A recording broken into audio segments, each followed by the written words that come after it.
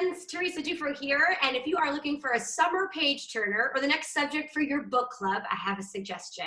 Perfectly Famous has all the twists and turns you don't expect, and it's hard to put this book down, and what's great is that it's based in Connecticut.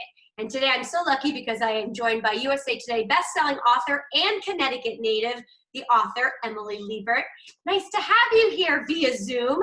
Thanks for having me. This is so fun. We can't do it in the studio, but we can do it here. Yeah, we're getting it done, and congratulations. This is fantastic. Thank you. Set the story up for us, if you will.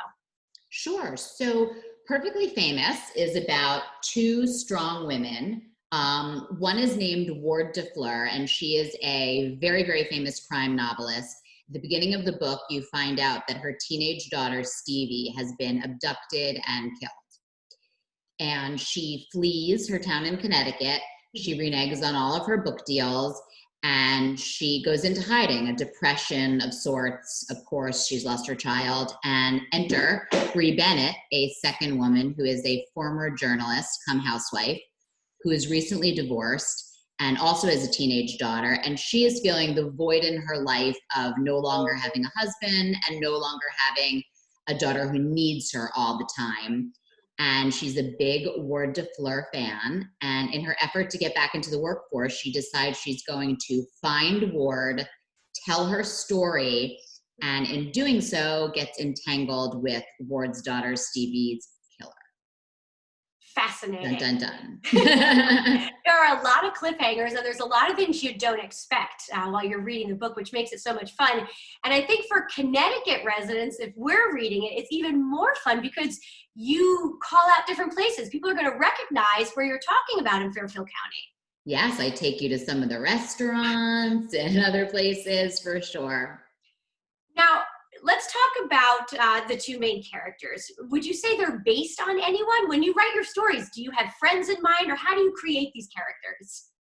So they're never wholly based on anyone, but of course the types of books that I write, I do lift things from my life, my world, my friends' worlds, the things that I observe in and around this area, Fairfield County. So they're not any one person in particular, but they are more bits and pieces of people I know or my own experiences. Sure, because I mean, you incorporated a little bit about yourself in one of the characters. I know you worked for ABC before you became an author, and so does one of our main characters.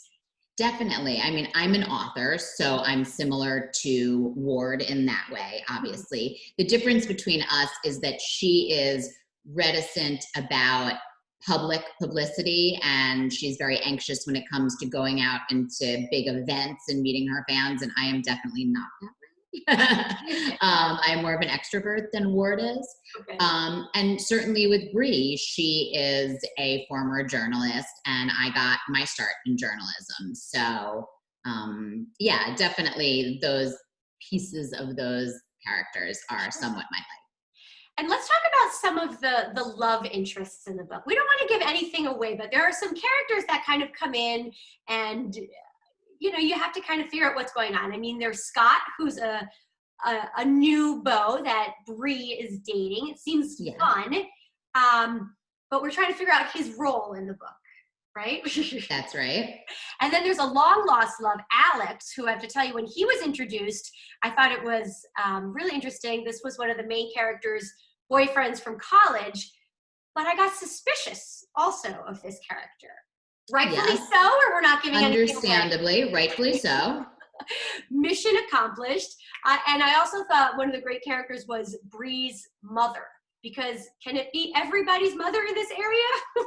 I mean, Bree's mother was one of the most fun characters to write, obviously. And of course, when you write that character, your own mother, in this case, my mother, calls me and she is like, "That's not what I'm like." And I'm like, "No, not you specifically, although we have had conversations similar to those." But yeah, she's kind of everyone's mom, and she, you know, loves Bree, obviously, but also wants to tell her what to do with her life, I think. Enjoyed when she was in the book. I was looking forward to when her character would make little appearances. She's supposed to be kind of a funny, fun character. That everyone could relate to. Makes exactly. a lot of sense.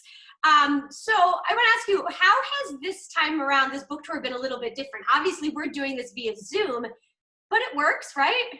It does work. So this time around, my book tour has been 100% virtual. I'm hoping maybe toward the end of the summer, fall, getting in a few in-person events, but with everything going on, it's not looking terribly likely.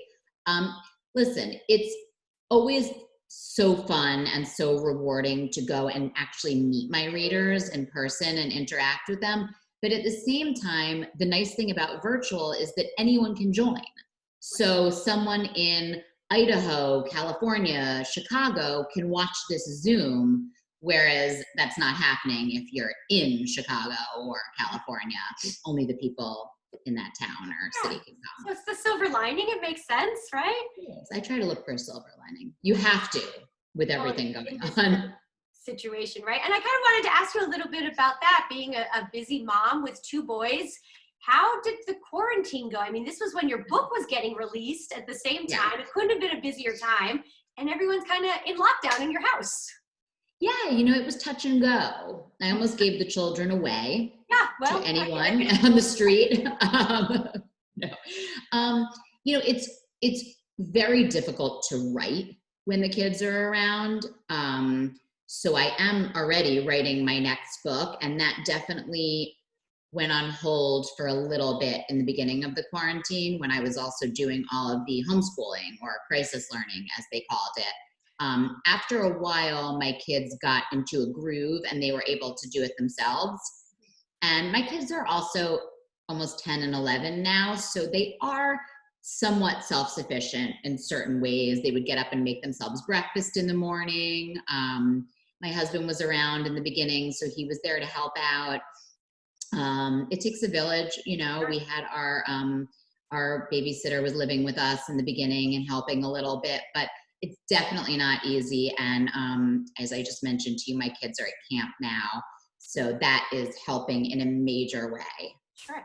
Can you give us a preview of the next book? What are you working on? Or is it so the next book, which is my 8th book, is tentatively titled Clout. And it is about 3 major social media influencers. One who's in the fashion space, one who's in the parenting space, and one who is in the health and fitness nutrition space. And they're competing for Influencer of the Year from Forbes magazine, and they will do whatever it takes to win. Oh, it sounds fascinating. Those are some not so good things, if you hadn't guessed that already. Got it. All right. Well, that's great. The claws will be out, Absolutely. We'll look forward to that one. And Emily, you had a pretty cool partnership with this book as well. Can you talk to us about that? Yeah, I do a brand partnership, as you know, with every book, because I've come on Connecticut Style with you and given you nail polishes and lip glosses from the last book. Yeah. Exactly. So with this book, I partnered with the brand Walkle, which is a intimates brand, bras, underwear. And we launched a campaign called The Perfect Fit. So it was your perfect fit book and your perfect fit bra, which I will not show you right now. Although, as part of this campaign, a good friend of mine, Jen Goldberg, who's a photographer in Westport, did a series of photographs of women on their porch at sunrise during quarantine, first thing in the morning, and you picked a word that kind of embodied what you were going through during the pandemic. And so we decided to link this up with my Walkle partnership. So I posed on my porch with no makeup, messy, unwashed hair in my Walkle bra and underwear. And it was used for the campaign, which is interesting when you're thinking about it in theory, and then you see yourself in the bra and underwear all over social media, and actually in the recent issue of Westport magazine. Oh, wow, good for you. My bra and underwear. Well, you look fantastic, and I can tell you, they are very comfortable. It's worth checking out the brand. And Emily, they're the best bras, and I'm not just saying because I partnered with them. They are the best bras ever. They're super soft. It was a real. I was really excited to get a little swag along with my. Oh yeah, absolutely. So where can we follow you? Where can we learn more about Emily? Sure. So on Instagram, I'm Emily Liebert. Same with Twitter. On Facebook, I'm author Emily Liebert. But if you just want to take the easy road, go to my website, emilyliebert.com. You can click on all of my social media icons there, and you can contact me through my contact page. One thing that I always say is I answer every single email that's sent to me or DM. So if you don't hear back from me, I didn't get it. I answer every single thing, and I also love doing book clubs, which I can do via Skype or Zoom. So That's if you got a incredible. book You'll club, show up I'll come and visit. I'll that come is visit. so, yeah. Wow, that is so fantastic. Well, this was a great read. I have just a couple pages left. Thank you so much for Thank talking with us.